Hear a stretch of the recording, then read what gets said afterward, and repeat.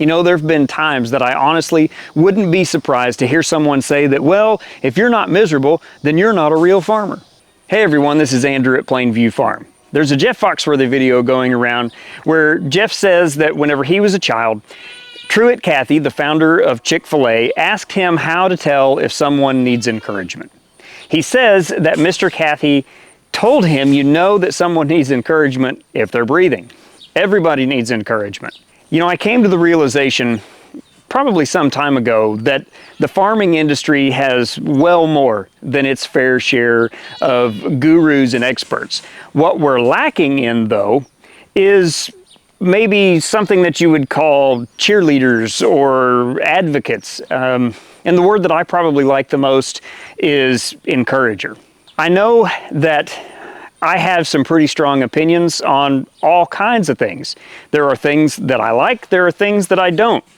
And if you want to know what my opinions are, well, then you should watch my videos. Please, watch my videos. But I'll also tell you this. I do not claim to be any kind of expert on any kind of subject, any kind of authority on farming. Okay, what I'm doing on my channel is I'm telling you about what it is that I do on my farm.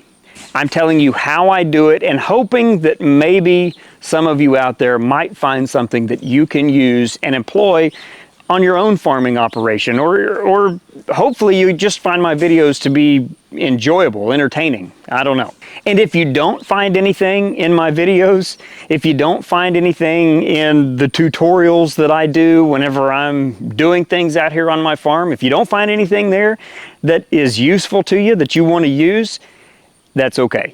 I promise it's okay. It's not going to hurt my feelings. Honestly, as a society, we've somehow lost this ability to be able to disagree and remain friends. It seems that what used to be a friendly ribbing between neighbors or folks that are on opposite sides of the fence has turned into hatred in some situations. You know, I've seen people get angry whenever you make a joke about what brand of truck they drive or what color their tractor is. They'll get honestly fighting mad whenever you say anything about any kind of brand that they like. Are we really so shallow that we get angry when people make a joke about something that we like? Now, of course, if you've been around my channel for very long, you know that I like high tensile electric fence. I've made a handful of videos about high tensile electric and why I prefer it to other methods of fencing or other types of fencing, specifically barbed wire. I do not care for barbed wire one bit. Now, that being said, I am not so dense that I do not realize that I'm in the minority, because I am in the minority. If you go down any of the roads, any of the county roads here where I live, 99% of the fences that you're going to see are going to be barbed wire. There's not very many fences that are other than barbed wire, and most of the fences that are not barbed wire are this right here, woven wire. I've got this around my yard because my wife doesn't want me to fence my yard with high tensile electric. And you know, I don't want my children to get shocked either. Sometimes you got to learn lessons the hard way, but maybe that lesson is a little bit harsh. Either way, as I said, I have some pretty strong feelings about why I like high tensile electric, why I think it's the best. However, if you don't agree with me, that's okay. You don't have to agree with me. I'll tell you a funny story really quick about high tensile electric fence and my fences specifically. I was giving directions to a man to my house. He had bought something from me and telling him how to get here, and as I'm telling him, he says, "Oh yeah, you're the place that has all that new weird looking fence." Now, I could have taken that personal and got all angry and told him, you know what, forget it, don't even come by. But the truth is, what he said, it didn't offend me. In fact, it merely confirmed what I already thought, which was that my neighbors think I'm weird. The point is that you don't have to fit someone else's description of whatever it is that you're trying to do. I know of a farmer who has a pretty substantial pastured poultry operation. And whenever he first started out, he did like a lot of people that are in the pastured poultry business. He started out by building the Salatin style pens. And if you don't know what the Salatin style pens are, They are, if I remember right, they're a 10 by 12 pen that are 2 feet high. They'll hold about 100 meat birds. The sides, about half of it, half the way around on the sides of this pen are covered with tin. The rest of it is covered with chicken wire. The top of it, I think it's like 75%. There's basically 4 quadrants here. And 3 of the quadrants are covered with tin, you know, one being a lid and another lid is chicken wire. But that's not the point. Anyway, so these Salatin style pens, this guy built these Salatin style pens, and he learned very quickly that the climate that he was in, being very humid and incredibly hot during the dog days of summer, well, it led to his chickens suffering heat stroke. Naturally, you can lose a lot of chickens to heat stroke in the summertime if you don't have adequate airflow. Now, Joel Salatin does mention in his book that it's probably not a bad idea to prop up the backside, so you know, of the pen to make sure that airflow can, or that air can flow through the pen to keep the chickens from getting too hot. But even doing that, this farmer, he wasn't able to get enough air to those chickens to keep them cool, and it became a problem. Eventually, this farmer started referring to his Salatin style pens as his easy bake ovens. That may be kind of morbid, but honestly, that's what he called them. He referred to them as his easy bake ovens. Ultimately, he ended up designing his own style of chicken tractor that allowed for adequate airflow to make sure that his chickens stayed cool. They didn't get too hot and overheat. And he's been doing that for several years now. He's been very successful in pastured poultry. I'm pretty sure that that's the primary source of income for his family, is this pastured poultry operation. Now, he could have gotten upset, he could have gotten angry and thrown his hands up and said, no, this didn't work like Salatin said it would. You know, this is a joke, I'm not doing this. Okay, but he didn't do that. What he did was he adapted based on his own situation, and he came up with a solution to his problem. Now, for whatever it's worth, if you ask me, he's a real farmer, not because he fits someone else's description, some expert or guru's description of what a real farmer or farming the right way is, but because he recognized a problem and he came up with a solution that allowed him to continue forward and to accomplish the goals that he set out to accomplish. So here's you another example. I've mentioned in previous videos that my buyers in my area, honestly, they aren't all that interested in grass-fed, grass-finished beef. They're not all that interested in non-GMO feeds. That's just the nature of the market that I'm in. The larger concern for most of the folks in my market is supporting local farmers at a price they can afford. They want to do that, but we live in an area where wages are somewhat depressed compared to the rest of the country, and premium products aren't necessarily always on the menu. They're not always an option. So we have to try to fit within the budget of our customer. Now, how do I know this? Well, I know this because in the past, I was pretty strong on those things. Grass-fed, grass-finished beef, and non-GMO feeds. Like I said, it wasn't long before I priced myself out of the market. Now, I could dig my heels in and say in no uncertain terms that I'm going to stand on principle. I am only going to raise grass-fed, grass-finished beef. I'm only going to raise pork that was fed a non-GMO ration, and the same thing for pastured poultry. Of course, there's a very good likelihood that I'm going to have to price myself out of the market because I have to travel a long way in order to get those non-GMO feeds. At least in my area, they're not all that readily available. I can't go to a local feed mill and pick up non-GMO feed. That's honestly, around here, that is a specialty. That's a specialty product. There's only a handful of mills that handle those things, and they're not all that close to where I live. Like I said, I have to travel to go pick that stuff up. I've done it. I may end up pricing myself out of the market. And then whenever I price myself out of the market, what happens? I go broke. I have my principles, but I'm broke. I don't get to farm. I don't get to do anything that I want to do because I am unwilling to bend for my market. You know, the same can be true for chemical products, whether we're talking about weed killers, wormers, fly control products, fertilizers, you name it, right? There's all kinds of chemicals out there, all kinds of big chemical companies that make all kinds of stuff that's supposed to make the world a whole lot easier. Now, I'll be honest with you, I don't like the idea of using a whole lot of chemicals. That's not really something that I'm into.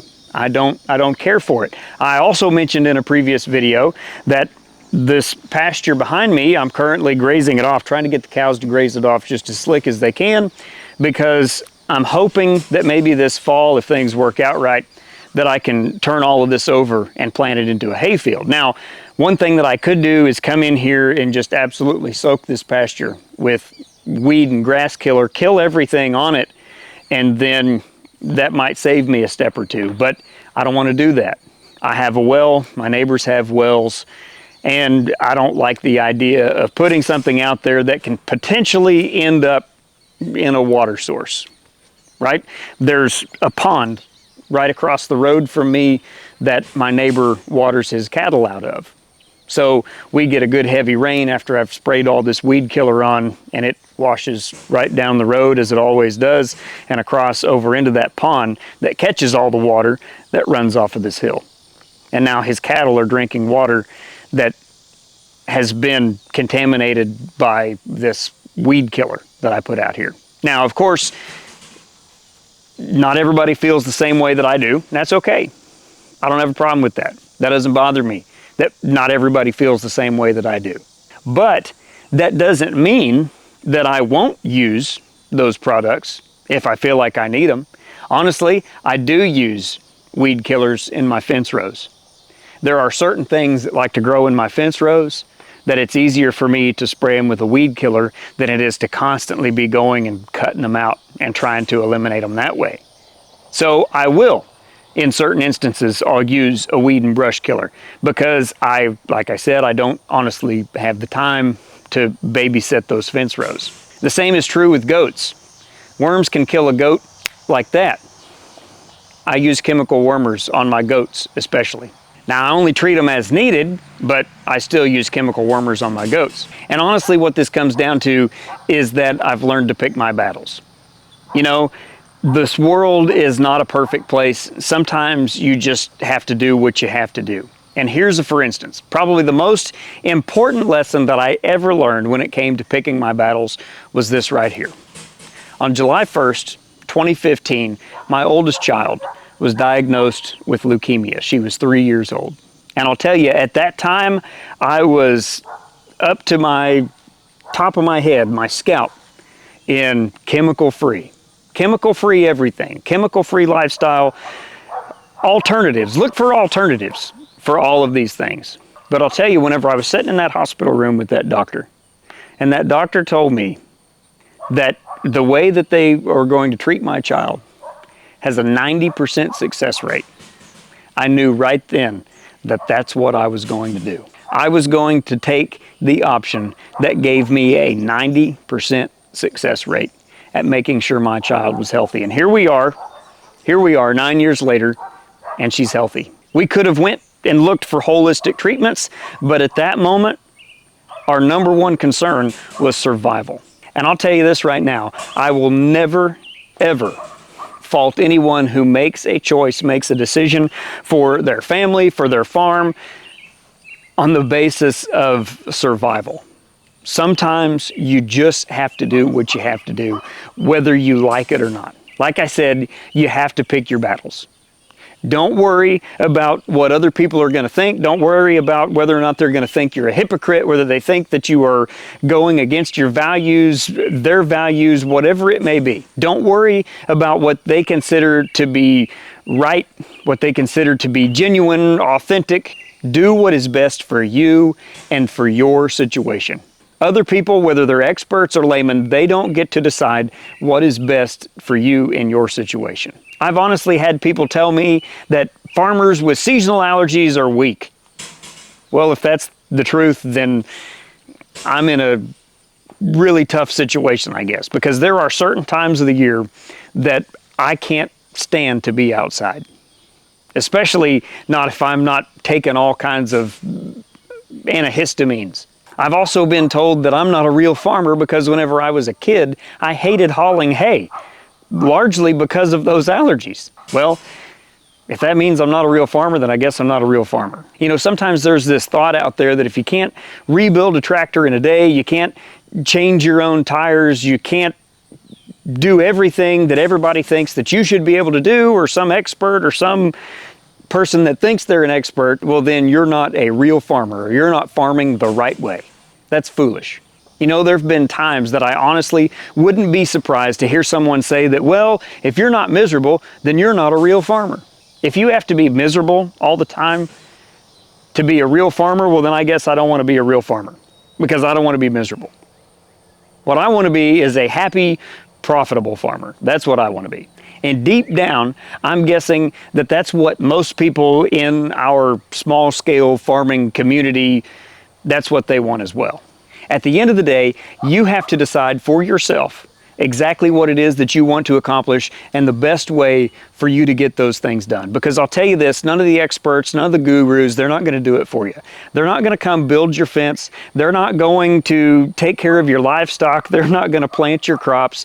They're not going to sell your products at the end of the day. All of that is up to you. You have to figure that out. And I'm going to make you a promise right here, okay? Here's my promise to you. As long as you are doing what is best for you in your situation, in your operation, as long as you are doing what is best for you to accomplish the goals that you want to accomplish, whether I agree with it or not, whether I agree with your methods, whether it's something that I would do or not, I'll tell you this, you have my support. I want you to keep going. I want you to keep working toward your goals, because the right way to farm is your way, and your way is the best way for you. As always, I hope you found this video to be useful, and if you did, please do me a favor and hit that like button so other folks can find it as well. I appreciate you watching. We'll see you next time.